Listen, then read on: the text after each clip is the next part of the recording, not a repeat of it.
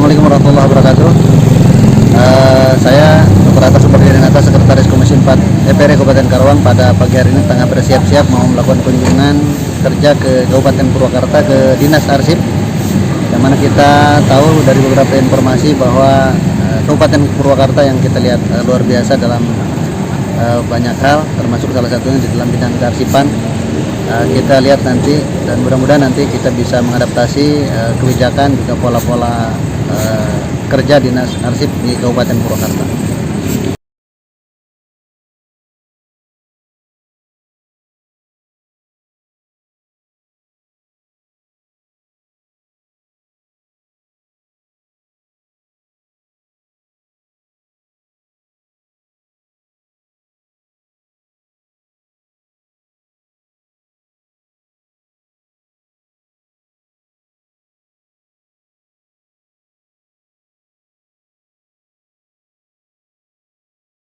Alhamdulillah kita sudah sampai di Museum Diorama di Gerung Panyawangan, Kabupaten Purwakarta, yang merupakan aset Dinas Perpusip Perpustakaan dan Kearsipan Purwakarta. Ya.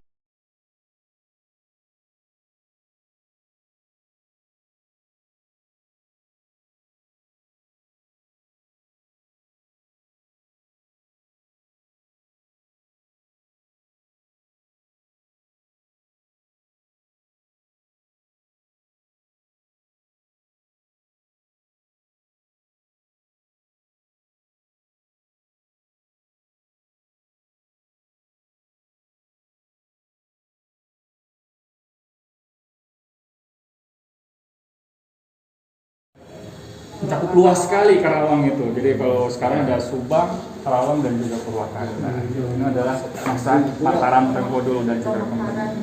Betul. Maharaja Raja Sunda Galung mengatakan putrinya Diah Pitaloka atau citra resmi yang dilamar oleh Raja Majapahit Prabu Hayam Wuruk. Purwakarta termasuk juga Tempo dulu.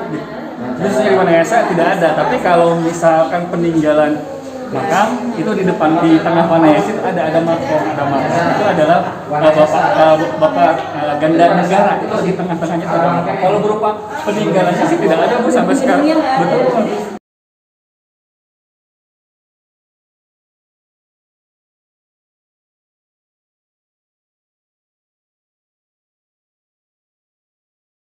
Kita anggota Komisi 4 DPR Kabupaten Karawang tengah melakukan melihat Museum Diorama yang merupakan aset pemerintah Purwakarta, dalam hal ini aset Dinas Perpusip Kabupaten Purwakarta. Ini luar biasa, di mana di sini juga di dalam Museum Diorama ini dimuat beberapa jejak sejarah ya, dari sejarah Prabu Siliwangi sampai kemudian ke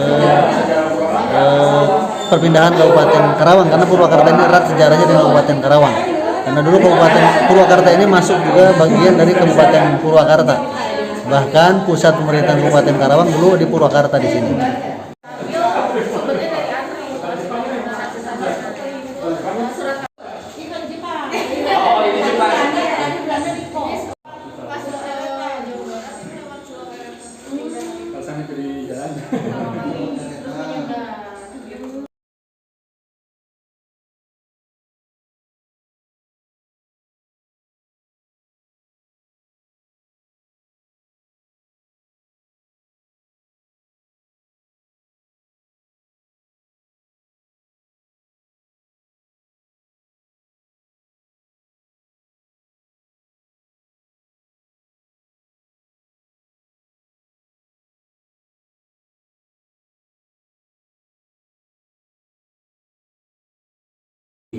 Ini diorama Nusantara Purwakarta ini isinya tentang sejarah-sejarah Kabupaten Purwakarta dari awal sampai ke zaman penjajahan Jepang ya Pak Edat di sini.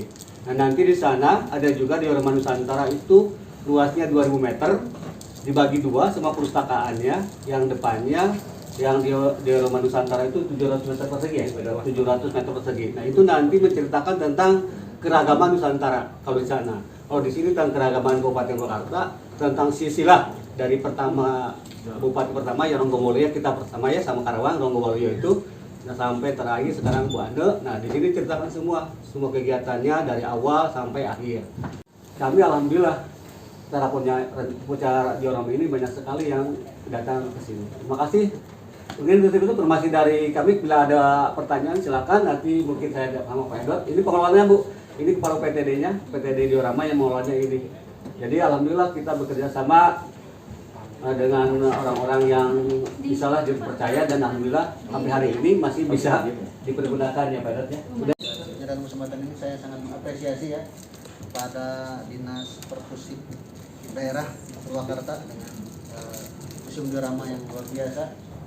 Tentunya mudah-mudahan dari kunjungan kita hari ini bisa kita bawa ke Kabupaten Karawang untuk diadaptasi di Kabupaten Karawang.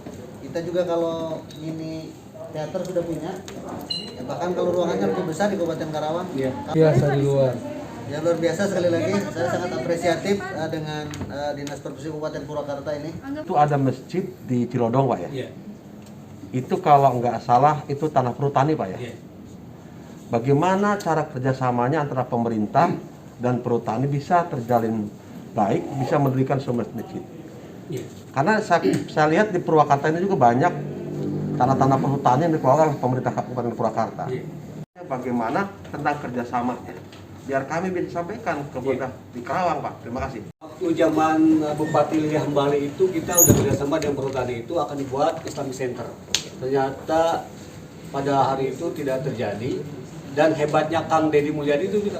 Yang Deddy Mulyadi bisa meyakinkan Pak perhutani sehingga dia bernegosiasi dengan perhutani, dan kita kasih lahan seperti itu. Di semacam negosiasi seperti apa kurang tahu. Bahkan bukan hanya masjid aja Kang ya? Iya. Itu ada buat pasar juga, pasar ya? Iya. Itu pasar Iya. induk ya, pasar Iya. induk. Iya. Lantas yang di depan Cilodong juga sama, Iya. yang di pagar yang persiapan itu kan tanah hutan juga. Gitu. Iya, Tapi iya. bisa di Tadi saya melihat film dokumenter Pak ya terkait Purwakarta. Ini luar biasa terkait pariwisatanya, pengembangan pariwisatanya. Ini ada berapa banyak yang dikelola oleh pemerintah daerah dari pariwisata. Kemudian ini kan ada museum diorama dan museum Nusantara. Itu tiketingnya seperti apa Pak? Apakah gratis? Apakah seperti apa? Masuk ke sini ya, ke museum ini. Kemudian setelah dibangun museum diorama dan museum Nusantara Pak ya, itu sudah menjadi harapan harapan pemerintah daerah, bupati dan semuanya. Ini banyak, kalau di sini banyak kan anak-anak sekolah Pak yang ke sini. Nah setelah sekarang ini kemarin kita buatkan usulan dari khususnya dari Dispora ya, Pespot Parbud mengusulkan bahwa museum-museum harus dikena retribusi. Nah ternyata udah bukan usulan Perda, diperdakan. Sekarang diperdakan, tapi belum diberlakukan Pak. Kenapa belum diberlakukan? Karena masa pandemi, terus belum ada sosialisasi. Nah jadi ke depan kalau udah situasi kondisi udah normal, baru udah tarifnya udah ada. Surat umum sama nasola udah ada Pak, tarifnya di Perda udah kemarin. Waktu itu harusnya sekarang tuh harus dirasasikan, tapi ternyata ada pandemi, jadi kita tidak memungut biaya dulu. Nah museum ini yang dikelola di Arsip itu cuma dua Pak, Diorama Purwakarta dan Diorama Nusantara. Kalau museum wayang, galeri wayang sama Indung Rahayu sama museum keramik itu diorama keramik, tapi itu dikelola oleh pariwisata.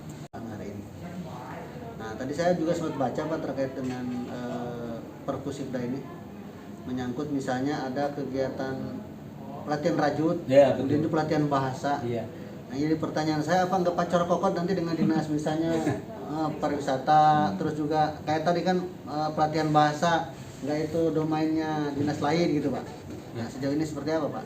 Jadi gini Pak, jadi itu kalau di perpustakaan itu pemustaka, yang datang itu ke perpustakaan disebut. Nah pemustaka itu membaca buku. Nah kita membaca buku, sementara di sini ada buku rajutan misalnya. Nah setelah itu kita berkumpul sama komunitas Pak, komunitas rajut. Nah kita sebagai inisiatif pada teman-teman jadi di perpustakaan, kita kumpulin komunitas-komunitas seperti ini, ayo kita bikin pelatihan. Nah gitu Pak, jadi kita bikin pelatihan. Kita pelatihan dulu ada kelas kecantikan, ada kelas menulis, ada kelas rajut. Nah kemarin juara nasional itu kelas rajut Pak. Kita komunitas perajut, kita yang datang ke perpustakaan itu dilatih Pak. Dilatih seminggu 2 kali, sampai bisa menghasilkan dia menghasilkan menemukan ekonomi dia. Jadi yang dilihat itu udah bisa usaha sendiri dia dari hasil perpustakaan itu. Jadi kalau dari dinas lain kan kita mengadakan pelatihan seperti itu di Snaker misalnya di Perindak. Kalau kita enggak, yang datang pemustakaan aja, yang datang perpustakaan baca buku, setelah itu kita ngobrol sama komunitas, mari kita latih.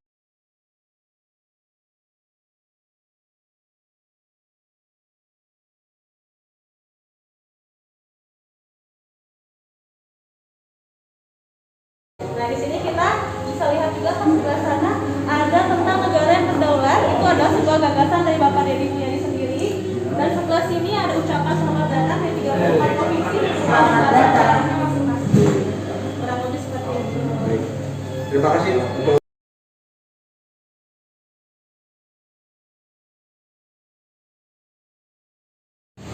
Alhamdulillah kita sudah melakukan kunjungan ke diorama Nusantara dan bahkan dari diorama Purwakarta yang sangat luar biasa dan sangat inspiratif. Mudah-mudahan kita di Kabupaten Karawang bisa mencoba mengaplikasikan ini, meniru adaptasi, tiru modifikasi. Insya Allah Karawang bisa!